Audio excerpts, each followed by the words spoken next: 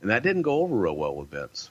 What did he say? So, fuck that, to quote him. And I answered his question, but I also got Steph, and I informed her what happened. Well, it double backfired because then Vince chewed her out, and then chewed me out, and then I get chewed out by both of them at the same time. And I don't know if I could have handled it in a different way. I was just put in some really shitty situations. I think that because of my relationship with Vince over the years, that I would speak to him in a way, let's see how I'm phrasing this right, that I could get away with, that other people couldn't speak to him like. Yeah. I could say, fuck that.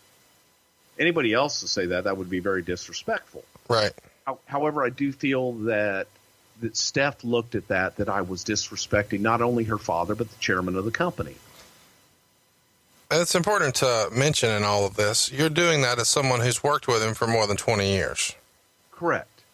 And when we say work with, we mean once upon a time, there wasn't a Titan Towers, and there wasn't a shareholder meeting, and there wasn't 12 pay-per-views a year, and this wasn't $1 billion company, and there weren't 2 writing staffs. It was 3 dudes sitting around a pool in Connecticut. Hey, what about this?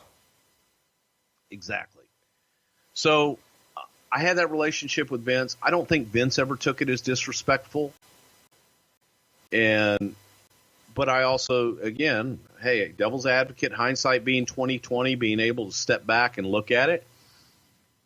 I can see where Stephanie was right saying, hey, when you say that in front of other people, they don't know your relationship with Vince of 22 plus years. That's a fair criticism. So when they hear you say it, then that makes right. Yeah, they feel justified in saying it. Right. So she's right in that regard. I just was set in my ways, an old timer, crotchety old man that was set in my ways. And here's this young whippersnapper coming in, and she thinks she knows everything because she's the boss's daughter. And I never really viewed her that way. I viewed her as Steph. I viewed her as very bright. We had differences of opinion all the time. The fact that I had differences of opinion with Vince, to me, worked. To Vince, it worked because I didn't share his ideas. I didn't share his point of view on a lot of things. So we argued about a lot and could work things out. With Steph, if you disagreed with her, I think sometimes she took it as being insubordinate and trying to, I don't know. Well, let's run through that because I know a lot of people are going to say that, oh, we're kissing ass or whatever. But also, too, she's kind of in a lose-lose situation, too. I've never been in this situation.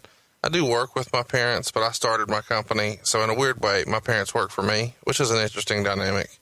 But I can imagine in a situation like this, everybody feels like they can just bypass her and that whatever she's thinking about or whatever is important to her, doesn't matter because in the end, we can just go over you. You're only here because of your daddy. And so she needs to exert some control every now and again, I'm sure.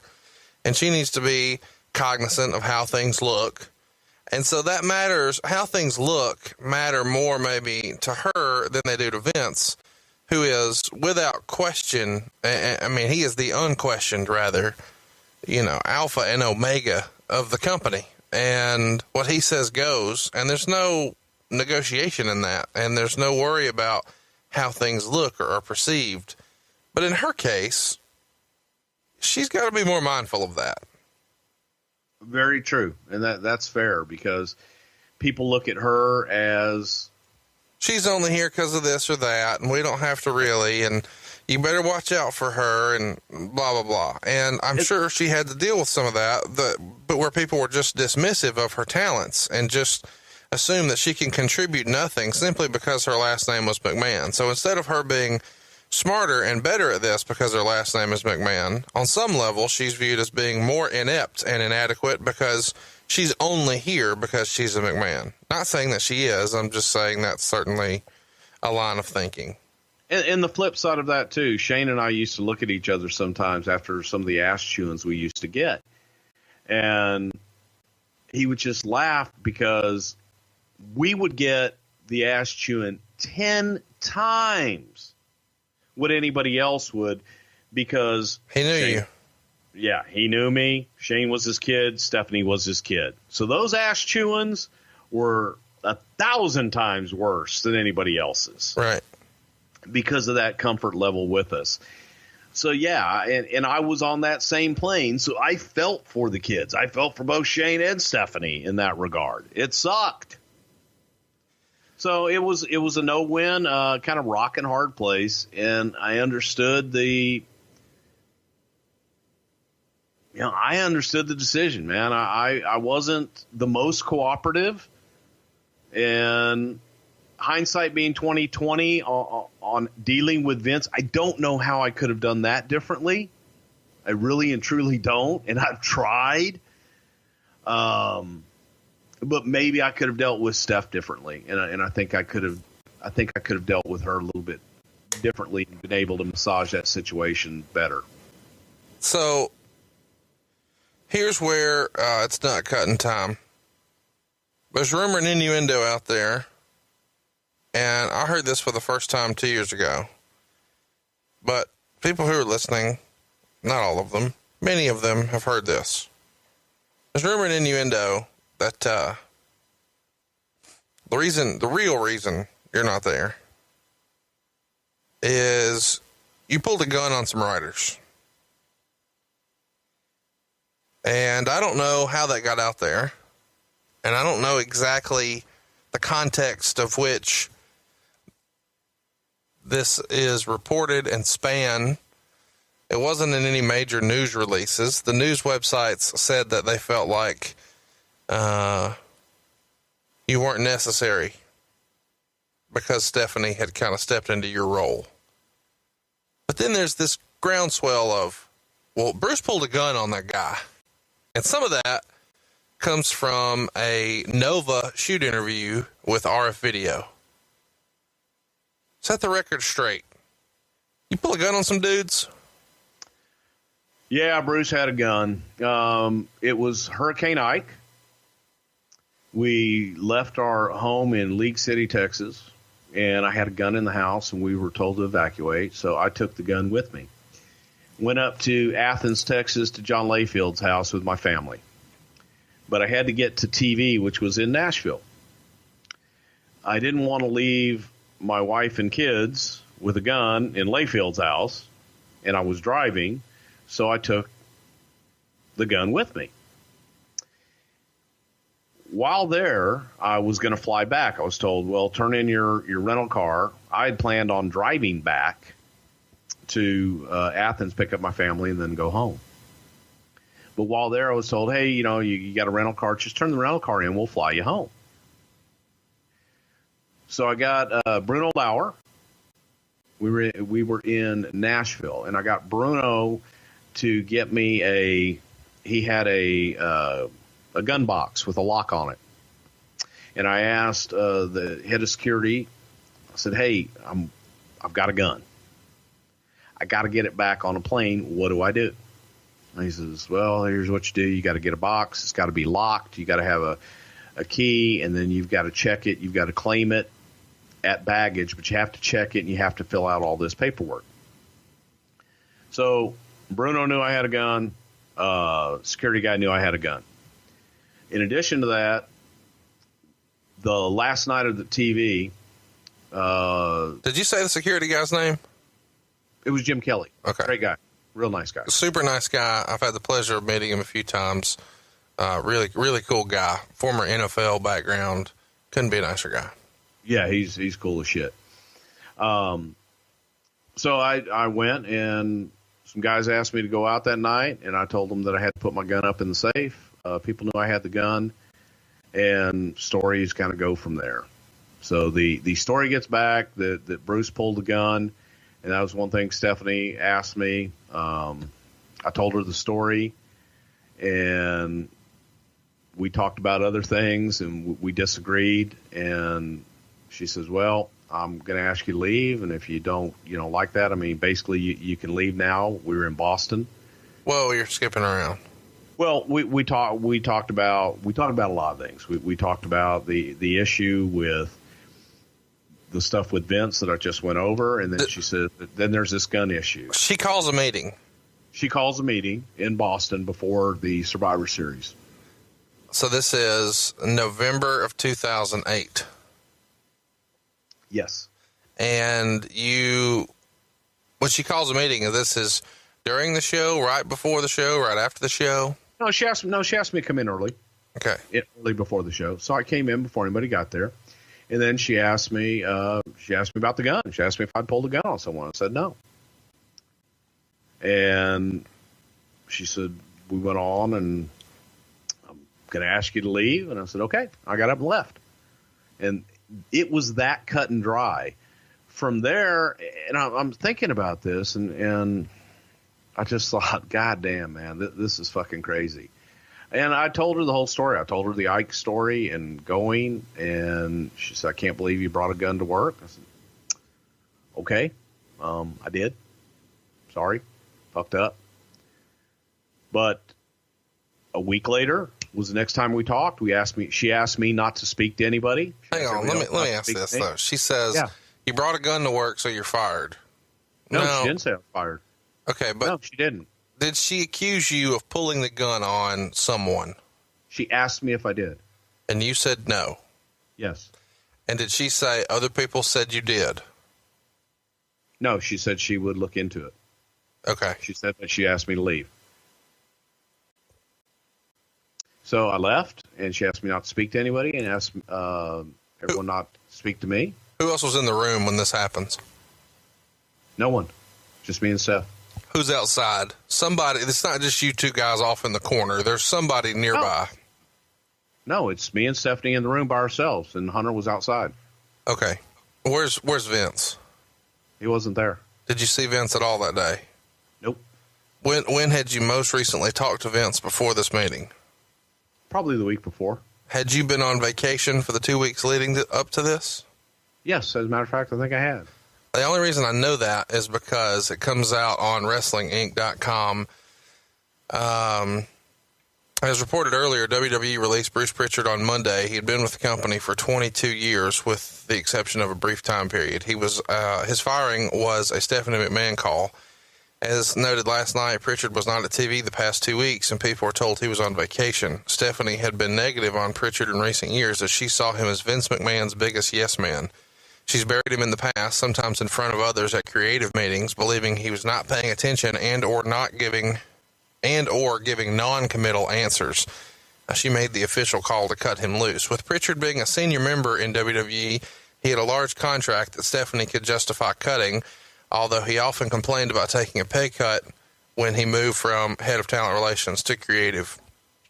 In the past, he was an important member of the creative team, but not so much in recent months. He had largely lost contact with Vince.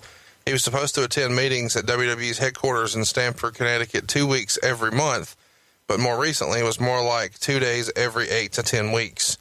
The creative team was not giving a reason regarding his dismissal from the company. Bruce Prichard is the brother of Tom Prichard, who currently works with WWE's developmental talents in Tampa, Florida. Bruce Prichard has had numerous drug problems in the past, which caused him to miss job promotions in the company as a result. He was supposed to land the head of television role. Wow. Producer Kevin Dunn ended up taking. Since 2004, WWE required Prichard to take urine tests once per week. Regarding his future, it wouldn't be surprising to see Prichard wind up in TNA. He is close to TNA wrestler Jeff Jarrett, since both of their wives have battled cancer. Prichard was quite upset when Jarrett's wife Jill passed away last year as a result of the disease, to the point that some people were worried about him. Prichard was a major supporter of Undertaker and John Bradshaw Layfield. In fact, Prichard is listed as one of the VPs of JBL's company. So let's poke that up right fast. Were you taking drug tests once a week? No, but I did take random drug tests, yeah. What prompted that?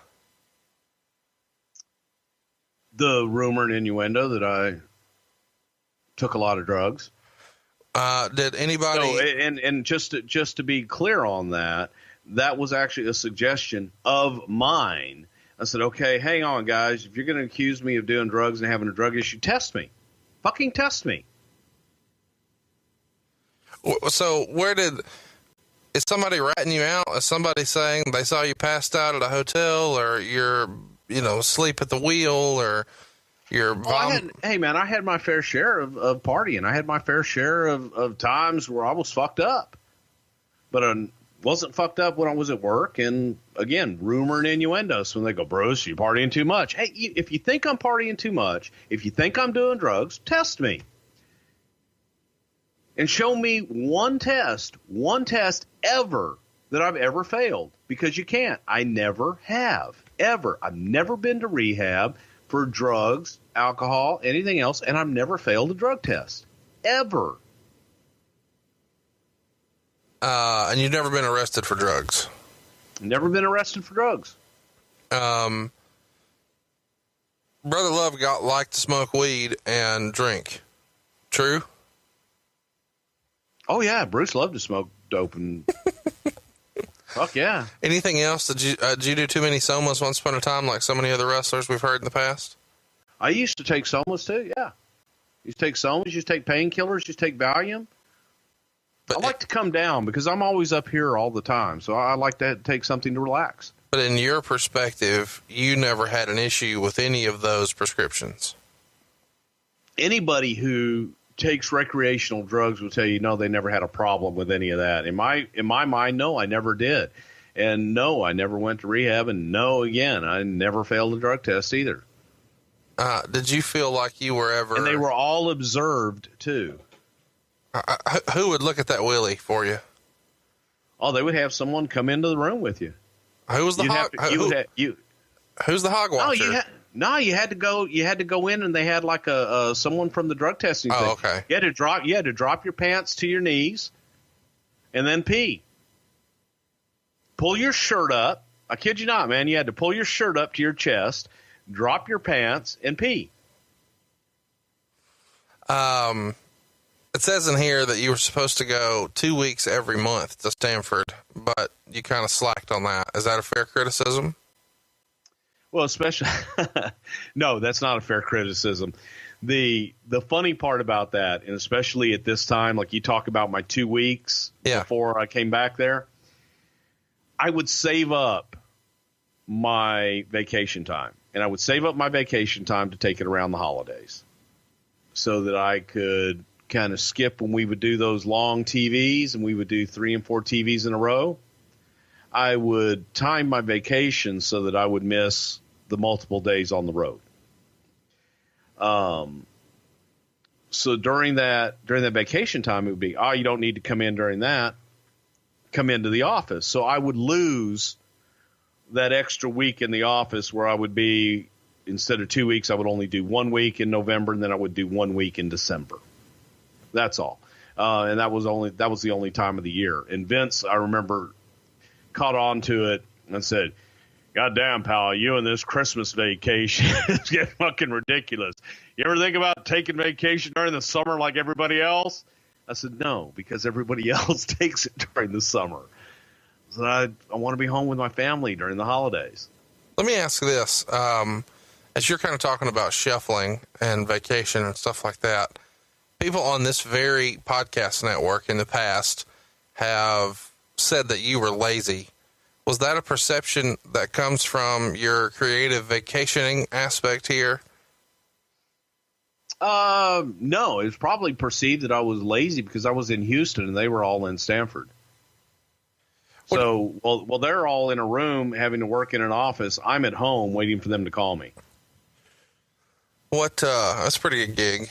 What do you make of the assertion here that you could have been in Kevin Dunn's spot, but you were? That is absolutely hilarious because when I came back in 92, that was when John Filippelli was on his way out, and Kevin Dunn had put together the business plan and proposal to move him into that spot with 2 other guys. So I was never in consideration to be the executive producer, and that was always Kevin Dunn post John Filippelli. So I don't know where the hell that one comes from. Nova, in his shoot interview and this report here, both attributed to Stephanie, both have a narrative that you were a Vince McMahon yes man. Is that a fair criticism? Absolutely not. And I think if you were asked Vince McMahon that question, he would agree with me and tell me that I was probably the furthest thing from a yes man. I disagreed with him more than anybody.